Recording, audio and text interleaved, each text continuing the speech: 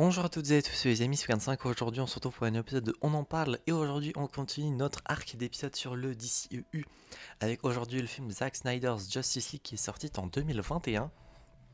Et pour ceux qui se demanderaient, qui se demanderaient, oui, j'ai déjà fait en soi un épisode sur le film Justice League, sauf que cette fois-ci c'est Zack Snyder's, donc le nom du réalisateur, avec sa version telle qu'il l'imaginait, etc. Alors si je me trompe pas, hein, c'est selon la version à laquelle lui il imaginait la chose, avec les scènes coupées en plus, les passages coupés, des moments qui sont un peu plus développés, etc.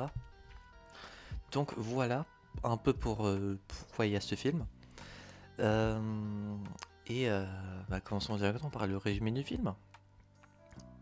Bon, c'est le même résumé que le film Justice League, donc Batman va du coup créer une alliance de super-héros pour bien contrer l'ennemi Steppenwolf qui est venu récupérer et synchroniser les trois boîtes mères qui ont été euh, données à trois peuples différents lors d'une première guerre il y a très très longtemps, aux hommes, aux Atlantes ainsi qu'aux Amazones. Et du coup son objectif est de récupérer ces trois boîtes pour les synchroniser pour que Darkseid derrière conquérir une planète en plus, ainsi que trouver l'équation d'antivie, qui est un truc qu'on n'y avait pas dans le film Justice League tout court, qui est une solution, on va dire, qui permet, alors si mes connaissances en comics sont bonnes, d'avoir le plein pouvoir sur la vie et la mort. Il me semble que c'est ça. Euh, donc voilà, en gros pour le résumé du film. Concernant les points positifs et négatifs, bon, au niveau des points positifs et négatifs, globalement, surtout les positifs, ça va être à peu près les mêmes points que le film Justice League, c'est-à-dire très content d'avoir enfin un film d'équipe en super-héros. Alors malgré le fait qu'il y a eu Justice League qui était très cool aussi, il y a également eu Suicide Squad qui est dans un autre genre, Birds of Prey également. Mais là, ça faisait vraiment longtemps, je trouve, qu'il n'y avait pas eu de vrai film un peu en équipe, même malgré le fait que dans le canon du DCEU, il me semble que ce film n'est même pas compté. En tout cas, sur Seriebox, il n'est pas compté, mais sur Wikipédia, il est compté. Donc, je pense que selon les sites ou quoi, ça doit dépendre. Mais on s'en fout. Dans tous les cas, personnellement, je le compte dedans. Je me fie par rapport à ce que dit Wikipédia. Concernant les points négatifs, par contre, il y en a deux gros points. Et je vous en avais parlé, il me semble, dans le dernier épisode sur cet arc-ci. Mais le film dure 4h02. Oui, vous avez bien entendu, le film dure 4h02. Donc, le film est très long. Je l'ai commencé après avoir. Je regarde ça, on est le 10 décembre. J'ai regardé le film, je l'ai commencé après avoir mangé ce midi. Il devait être 12h et quelques, je pense. J'ai mangé et là, au moment où je vous recorde ça, il est à l'heure actuelle 16h41, sachant que ça fait déjà 3 minutes que je recorde. Donc, j'ai commencé le record, il devait être 16h38. Donc, ça m'a bouffé toute mon après-midi. Le film, je l'ai trouvé beaucoup trop long, beaucoup trop lent aussi, surtout au tout début, pendant peut-être, allez, 2h30, 3h. Le film, je l'ai trouvé très très long, très très lent aussi. Je vais pas vous cacher que, surtout au début, parce que forcément, vu que j'enchaîne tous les films à la suite, j'ai encore bonne mémoire du film de base, mais c'était trop long. Il y avait du coup forcément beaucoup de scènes qui sont dont je me souvenais, donc j'ai été sur mon téléphone à un moment, et même à plusieurs moments parce que j'avais pas envie de regarder deux fois le même film quasiment. J'ai même fait deux trois autres trucs en même temps, hein. Je suis allé voir mes mails ou quoi, parce que vraiment ça m'a un peu fait chier, je vous avoue.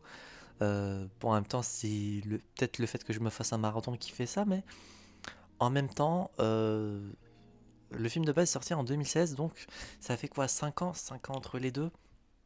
Je trouve que c'est même pas beaucoup, hein, en soi, 5 ans pour revoir un film avec du coup 1 heure de contenu en plus. Alors les scènes en plus, ou les passages, etc., qui n'étaient pas dans le film de base, très sympa, ça développe un peu plus tout ce plot et l'histoire qui va s'en suivre, ainsi que certains personnages tels que par exemple Aquaman ou Flash également, quelques passages pour lui également. Diana, je crois pas, ou alors je m'en souviens pas. Mais voilà, Cyborg surtout également qui a eu un beau développement. En plus, parce que dans le film de base, il me semble qu'il n'y a pas énormément de développement du personnage. Là, on voit pas mal de flashbacks sur son passé, sur son accident, sur comment il en est arrivé là, etc. Pour le coup, rien que pour les passages en plus concernant les personnages principaux, le film est sympa. Et d'ailleurs, point positif également par rapport au film de base, c'est que les voix de base des personnages sont là. Oui, alors j'avais fait cette remarque dans le film Justice League, mais j'avais trouvé que certains personnages avaient une voix différente. Je pense par exemple à Superman, pardon, et Lois Lane, Batman, il me semble aussi, avaient des voix un peu différentes. Donc ça m'avait perturbé. En plus de, du coup, de trouver ça bizarre. Mais là, alors normalement, hein, c'est les mêmes voix que dans les autres films, donc ça c'est cool. Y a, par contre, certains passages que je n'ai pas trop compris. Le passage avec dans l'appartement de Loïs avec Martha, voilà, ce passage-ci, voilà, je comprends pas l'intérêt de ce qui se passe juste après la discussion entre ces deux personnages. Ceux qui ont vu le film savent, je pense, de quoi je veux parler. Sûrement que le personnage en question savait ce qui aurait pu se dérouler, donc peut-être que c'est ça. Mais également la dernière scène probablement, enfin l'avant-dernière du coup, qui se passe dans un univers alternatif. Sûrement que ça montre ce que cela pardon, aurait pu être si Superman avait mal tourné suite à sa résurrection. Et en soi c'est cool, mais en soi c'est une bonne idée, mais je sais pas si ça a un grand intérêt de le montrer dans le film. Peut-être ça fait un what if intéressant, mais bon. Mais ce qui personnellement m'a surtout le plus gêné, c'est vraiment la longueur et la lenteur du film. Je l'ai vu au moins une fois, je ne le reverrai probablement plus pendant très très longtemps parce que bon, 4h02, faut un peu aller se faire enculer parce que c'est beaucoup trop long. Euh, déjà que un film, ça prend pas mal de temps dans une journée. J'imagine pas ceux qui ont dû le voir au cinéma, hein. Il y a 3 ans, putain. Et bah oui, parce que 4 heures, ça pique, hein. Dans une journée, 4 heures, ça fait un sixième. Bon, au moins, j'ai regardé des films au moins une fois dans ma vie, et ça, c'est chose faite. Concernant la note sur 10, parce qu'en soi, je pense pas que j'ai grand chose à rajouter de plus. Les points positifs restent plus ou moins les mêmes. Les scènes en plus, je les ai bien appréciées. L'introduction d'un personnage un peu mystérieux jusqu'à la dernière scène est intéressant également. Donc, pour le coup, tout ça, c'est positif. Et du coup, pour la note sur 10, je vais mettre un petit 7,5. J'ai hésité entre 7,5 et 8. 8, c'est pour ceux qui voudraient un équivalent dans le DCU, l'équivalent de Man of Steel et de Birds of Prey. 7,5, c'est l'équivalent de Batman vs Superman. Je me suis dit 8 en soi pour toutes les scènes en plus, etc., qui développent, qui rajoutent des trucs, ça, surtout pour des personnages qui n'ont pas encore eu de film perso, comme Cyborg, Flash et Aquaman, à ce moment-là, c'était cool. Mais c'est vraiment la longueur et la lenteur du film qui m'ont fait pencher pour le 7,5 plutôt.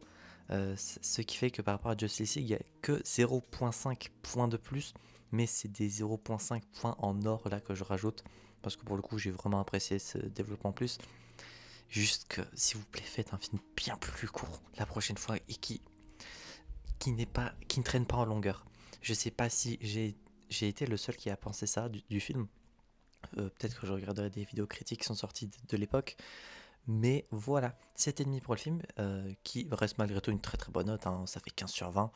Et la moyenne de ce que je vois sur Seriebox, c'est 15,7. Donc je pense que les gens, sur 500 votes, donc je pense que les gens pensent plus ou moins la même chose que moi. J'espère que cet épisode vous aura plu. La prochaine fois, on va parler de The Suicide Squad, qui est l'espèce de second film Suicide Squad ou un reboot, je sais pas exactement encore, j'ai pas encore vu le film. et j'ai pas énormément d'informations dessus. J'espère que cet épisode vous aura plu. Si c'est le cas, n'hésitez pas à vous abonner, à mettre un petit pouce bleu, à mettre en commentaire votre avis sur le film si vous l'avez vu, sans spoiler bien évidemment, sinon votre commentaire sera supprimé. Et si vous n'avez pas vu le film, est-ce que vous comptez le regarder? Et si oui, bonne chance. C'était P45 et je vais vous dire enjoy.